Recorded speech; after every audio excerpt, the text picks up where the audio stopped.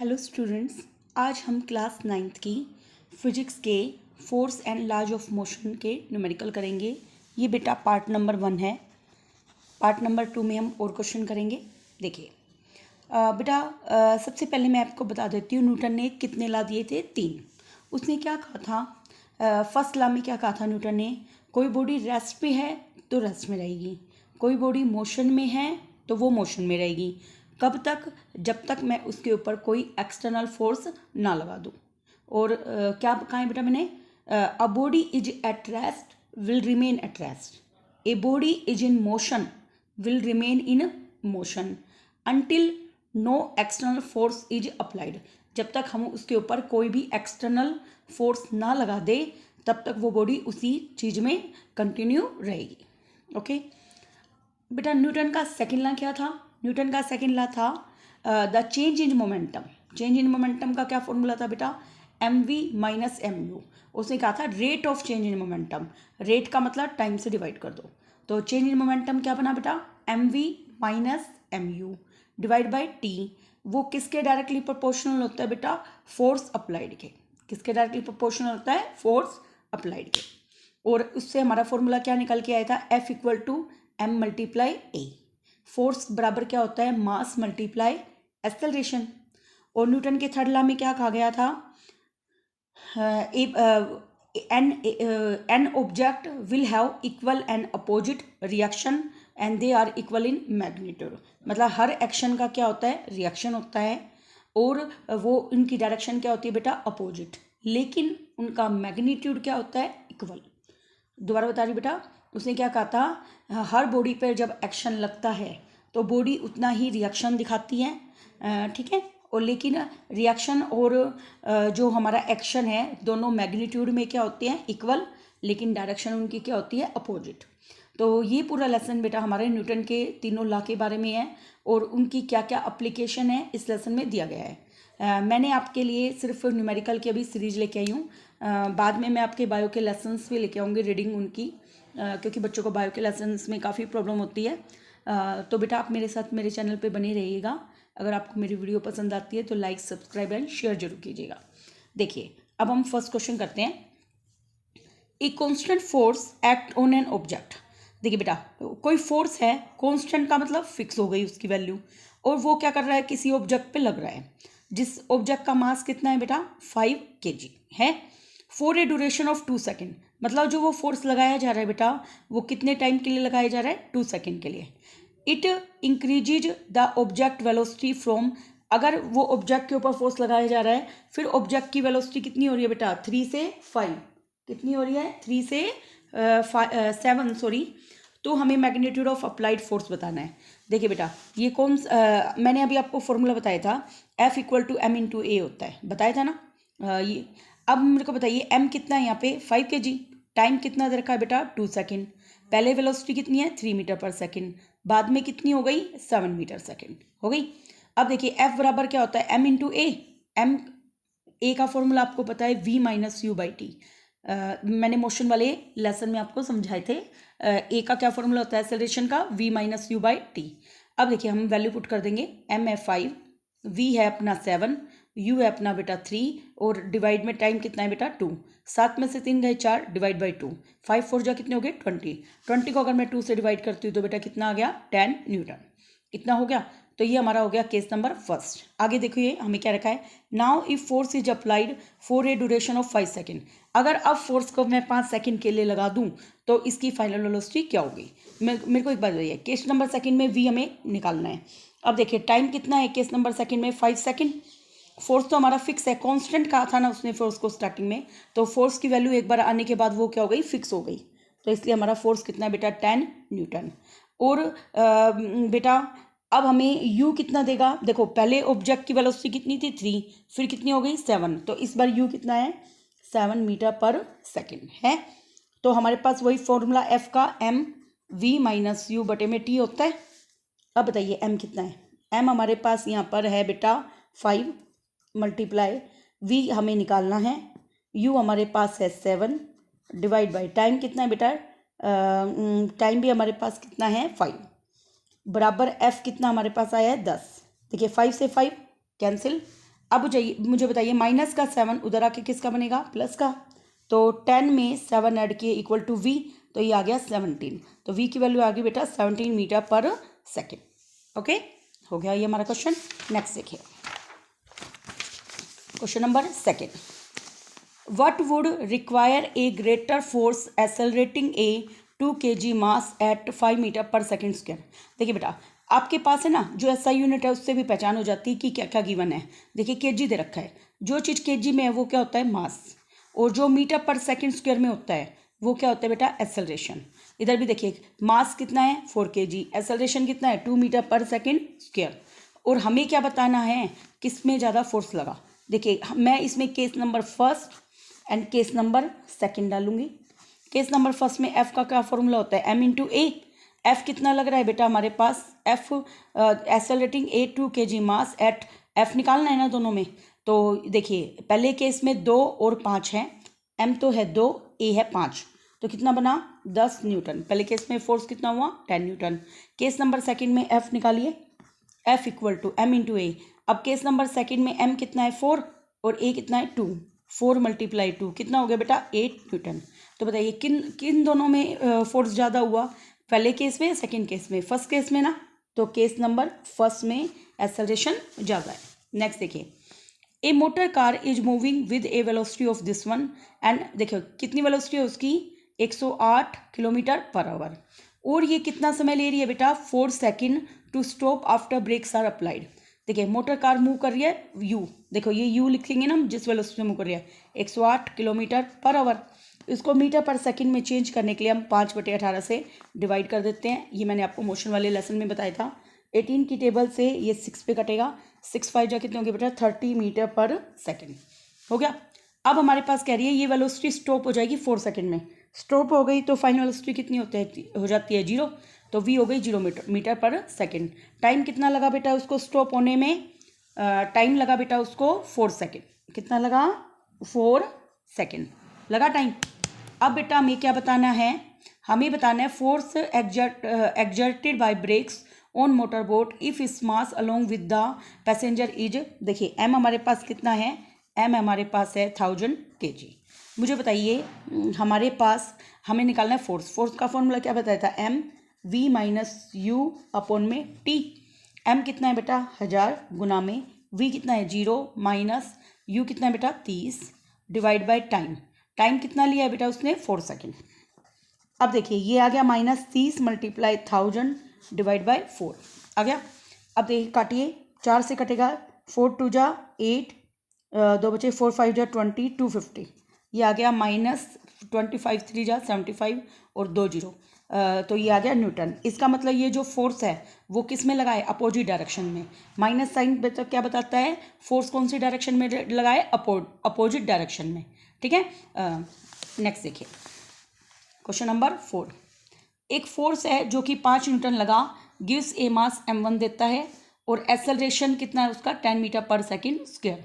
फिर क्या कह रखा है, एक मास है m2 on accelerating of 20 metre per second square, what acceleration would it give if both the masses are tied together। देखिए भाई मेरे को बताइए केस नंबर जो फर्स्ट है आपका उसमें फोर्स कितना है 5 न्यूटन और एक्सेलरेशन कितना है 10 मीटर पर सेकेंड स्क्वायर। हम जानते हैं F बराबर क्या होता है m गुना में a, यहाँ पे m1 नाम दे देती हूँ, क्या नाम दे देती हूँ m1। वैसे तो ये सारे ही अलग अलग हैं, F1 m1 a1 ऐसे नाम दे देती हूँ, F1 a1, ठीक है। F1 की वैल्यू कितनी है 5, m1 मुझे निकालना है, a1 की वैल्यू 10, तो 5/10 बराबर m1, कट के कितना आ गया बेटा 1/2, m1 कितना आ गया 1/2 kg आ गया। ऐसे ही मैं m2 निकाल देती हूँ, m2 बराबर क्या आएगा F2/a2। F2 कितना है बेटा देखिए, a force of 5 Newton gives A mass m1 and accelerating this one and mass m2 and accelerating, मतलब फोर्स फिक्स है अपना, तो m2 हो गया 5/20 क्योंकि एक्सेलरेशन कितना है सेकंड वाला 20, कट के कितना आ गया बेटा ये 1/4 kg आ गया। अब इसे क्या रखा है, दोनों मासेज को हमने बांध दिया, दोनों मासेज को क्या कर दिया ऐड कर दिया, तो दोनों मासेज को जोड़ लीजिए m1 + m2, m1 half m2 1/4। बताइए एलसीएम कितना बना 4, 2 की टेबल में 4 जाएगा 2 पे और ये जाएगा 1 पे, तो 3/4 kg। मास कितना आ गया टोटल 3/4 kg। अब हमें क्या बताना है, what would acceleration would it give. अब एक्सेलरेशन बताना है, देखिए हमारे पास एफ तो फिक्स ही है 5 न्यूटन। एक्सेलरेशन बताना है, एक्सेलरेशन का फॉर्मूला क्या आ जाएगा, एफ अपॉन में इसको एम नाम दे देती हूँ, क्या नाम दे देती हूँ दोनों के जोड़ को, एम। एफ कितना है बेटा 5, एम कितना है 3/4, तो ये 4 ऊपर जाएगा तो कितना आ जाएगा बेटा 20/3 मीटर पर सेकेंड स्क्वायर। ये आ गया आपका एक्सेलरेशन। कितना ईजी था। पहले केस में हमने m1 निकाल लिया, दूसरे केस में क्या निकाल लिया बेटा हमने m2, फिर m क्या आएगा बेटा इन दोनों का जोड़ m1 प्लस m2, तो हाफ में 1/4 जोड़ा, दोनों का एलसीएम कितना आएगा बेटा 4, 2 से 4 गया 2 पे, प्लस में 1 तो ये आ गया 3/4, तो फोर्स कितना देखा हमें 5 न्यूटन। ए आ जाएगा F/m, तो 5/3 गुना में 4 उलट जाएंगे ये, तो 20/3 मीटर पर सेकेंड स्क्वायर। ठीक है, नेक्स्ट देखिए, देखिए आपको ग्राफ दे रखा है, इधर क्या है बेटा टाइम, ऊपर क्या है वेलोसिटी, इसका मतलब वेलोसिटी कितनी है 20, तो टाइम कितना है बेटा हमारे पास 10 है ना, और v बाय टाइम क्या होता है बेटा अपना a। आगे the velocity time graph of A ball of mass 20 kg moving along a straight line on a long table is given in figure. देखिए बेटा हमें ये फिगर में दिखा रखी है, कितना फोर्स लगेगा does the table exert on the ball to bring it to rest. देखो बॉल को हमें रेस्ट पे लाना है, जब कोई बॉडी रेस्ट पे लाई जाती है तो उसकी फाइनल वेलोसिटी क्या हो जाती है 0। अब देखो बेटा सेंटीमीटर पर सेकंड में लिखेंगे इसको भी, और u किस वेलोसिटी से मूव कर रही है बेटा ये 20 सेंटीमीटर पर सेकंड, और टाइम कितना ले रही है बेटा 10 सेकंड, और हमें m कितना दे रखा है बेटा 20 kg, कितना दे रखा है 20 kg। हम जानते हैं f बराबर क्या होता है m v minus u upon में t, m कितना है 20, v कितना है u, और b ये भी कितना है बेटा 20, टाइम कितना ले रहा है 10। मेरे को बताइए ये मल्टीप्लाई करूँगी तो -20 × 20/10, 10 से कितने पे कटेगा ये 2 पे, तो ये आ गया -40 न्यूटन। कितना आ गया बेटा -40 न्यूटन, और माइनस साइन किसको दिखा रहा है, ये रिटार्डेशन मतलब अपोजिट डायरेक्शन में गई है बॉडी, फोर्स किस में लगा है अपोजिट डायरेक्शन में। ठीक है, नेक्स्ट देखिए,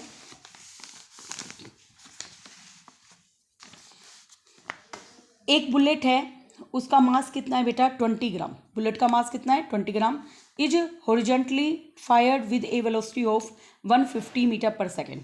उस बुलेट को हमने 150 मीटर पर सेकेंड से फायर किया है from A pistol of 2 kg, और एक पिस्टल है जिसका मास कितना है 2 kg। हमें रिकॉइल वेलोसिटी बतानी है पिस्टल की।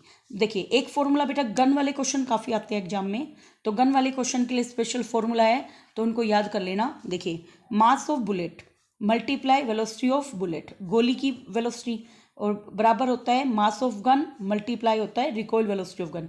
रिकॉइल वेलोसिटी का मतलब होता है हमारे जो कंधे पर जब हम गन गोली रखकर चलाते हैं तो वो अपोजिट डायरेक्शन में रिएक्शन की वजह से अपनी पिस्तौल जाती है, तो उसको हम बोलते हैं रिकॉइल वेलोसिटी। अब देखिए, अब मुझे बताइए m1 कितना है 20 ग्राम, ग्राम को हमेशा केजी में चेंज करना है, तो मैंने 20/1000 लिख दिया मल्टीप्लाई। अब मुझे बताइए किस वेलोसिटी से मूव कर रहा है वो 150 मीटर पर सेकेंड, तो u कितना हो गया 150 मीटर पर सेकेंड बराबर मास ऑफ गन कितना है बेटा 2, और ये पिस्टल का मास वेलोसिटी निकालनी है, उसको क्या मान लूँगी मैं v, मान लिया। देखिए 0 से 0 कट गया, 1 0 से 1 0 अगेन कट गया, 5 से कट गया, 2 से कटा बेटा ये 5 पे, 5 से कटा ये 3 पे, तो 3 मल्टीप्लाई में 2 है तो ये डिवाइड में आ गया, तो v की वैल्यू कितनी आ गई बेटा 1.5 मीटर पर सेकेंड, यही हमें निकालनी थी ना। नेक्स्ट देखिए क्वेश्चन नंबर 7, एक गर्ल है बेटा उसका मास है 40 kg, वो जंप करती है एक with a horizontal velocity of 5 metre per second से on to a stationary car. देखिए एक गर्ल है उसका मास कितना है 40 kg, फिर वो जंप कर रही है विद ए वेलोसिटी, इस वेलोसिटी से वो जंप कर रही है 5 मीटर पर सेकेंड से, और एक स्टेशनरी का मतलब रेस्ट पे एक कार उसके ऊपर जंप मार गई वो, तो विद फ्रिक्शनलेस व्हील, और इसके जो व्हील है चल पड़ देंगे फिर वो, तो मास ऑफ कार कितना है बेटा हमारे पास 3 kg, तो what is the her velocity at the car starts moving, इसका मतलब कार क्या है टॉय को है ना, क्योंकि वो इतना कम वेट है उसका। देखो आगे हम जानते हैं, देखो बेटा ये याद रख लेना, इसको बोलते हैं law of conservation of momentum, उसका फॉर्मूला क्या होता है m1u1 प्लस m2u2, ये क्या है बेटा दोनों ऑब्जेक्ट का कोलिजन का मतलब टकराने से पहले का मोमेंटम। आपको पता मोमेंटम क्या होता है मास मल्टीप्लाई वेलोसिटी, तो इनिशियल मोमेंटम क्या हो गया पहली बॉडी का m1u1, दूसरी बॉडी का इनिशियल मोमेंटम क्या हो गया m2u2, वो बराबर होएगा फाइनल मोमेंटम दोनों के जोड़ के। देखिए दूसरी बॉडी का फाइनल मोमेंटम क्या आएगा m1v1 और इसका क्या आएगा m2v2। अब मुझे बताइए u1 कितना है इसका 5 मीटर पर सेकेंड और u2 कितना होएगा 0। जीरो क्यों हुआ बेटा क्योंकि वो जो कार है पहले किस पे थी रेस्ट पे, इसलिए उसका u2 कितना हो गया 0 मीटर पर सेकेंड। अब मुझे बताइए लड़की जंप करने के बाद कार के ऊपर ही आ चुकी है ना, तो इसलिए यहाँ पे v1 और v2 दोनों एक ही मानी जाएगी, फाइनल वेलोसिटी दोनों की क्या होगी एक ही, क्योंकि वो एक ही कार पे बैठ चुकी है। तो v1 v2 तो जब लेंगे ना जब लड़की की वेलोसिटी अलग हो बात की और कार की अलग हो, लेकिन अब लड़की कहाँ पे है कार के ऊपर ही है, इसलिए v1 v2 क्या आएगा v के इक्वल। अब देखिए हमारे पास फॉर्मूला होता है m1v1 प्लस m2v2, दोनों में क्या कॉमन है बेटा v1 v2 की जगह अगर मैं v रखूँगी तो दोनों में v कॉमन, तो ये बनेगा m1 प्लस m2।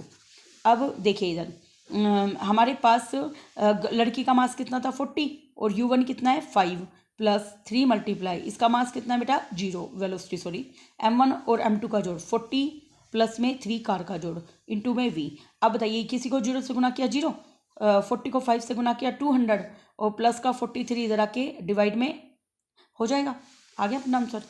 आगे देखिए भाई, दो हॉकी प्लेयर्स हैं of opposite team.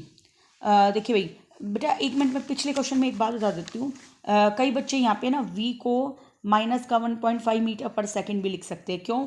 Minus v किसको रिप्रेजेंट करता है रिकॉइल वेलोसिटी को, किसको रिप्रेजेंट करता है रिकॉइल वेलोसिटी का मतलब ये जो गाड़ी है अपोजिट डायरेक्शन में आई। ओके, तो आपको आंसर में कभी ये देखने को मिले तो आप कभी घबरा ना जाइए। देखिए दो हॉकी प्लेयर्स हैं बेटा, ये क्वेश्चन काफ़ी इंपॉर्टेंट भी है अच्छा भी है। देखिए दो हॉकी प्लेयर्स है ऑफ अपोजिट टीम का मतलब आमने सामने की टीम के, ठीक है। While trying to hit a hockey ball, और दोनों टीमें क्या कर रही हैं एक हॉकी बॉल को हिट करने की कोशिश कर रही हैं। On ground collide and immediately become entangled. Entangled क्या होता है बेटा, देखिए जैसे मैं आपको एक बार करके दिखाती हूँ थोड़ा सा।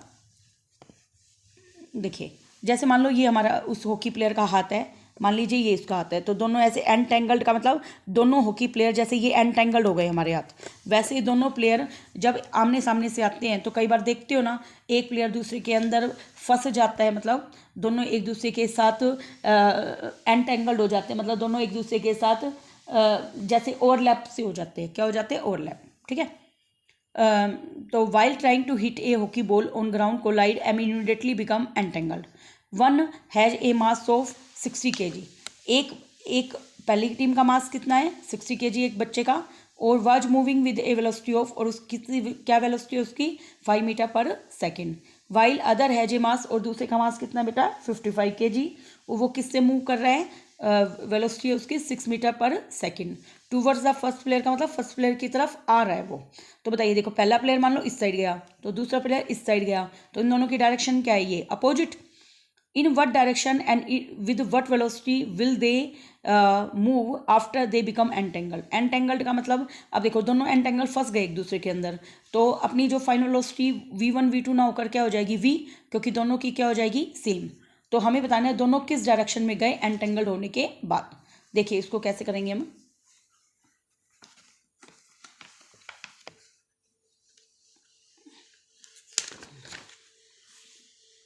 ये हमारा लास्ट ही क्वेश्चन है बेटा, ठीक है।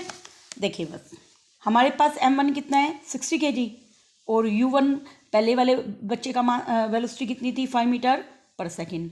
m2 दूसरे लड़के का कितना था 55 kg और उसकी u2 कितनी थी माइनस के 6 मीटर पर सेकेंड लूँगी, क्योंकि मैंने कहा था दोनों की डायरेक्शन क्या है अपोजिट और वेलोसिटी डायरेक्शन पे डिपेंड करती है।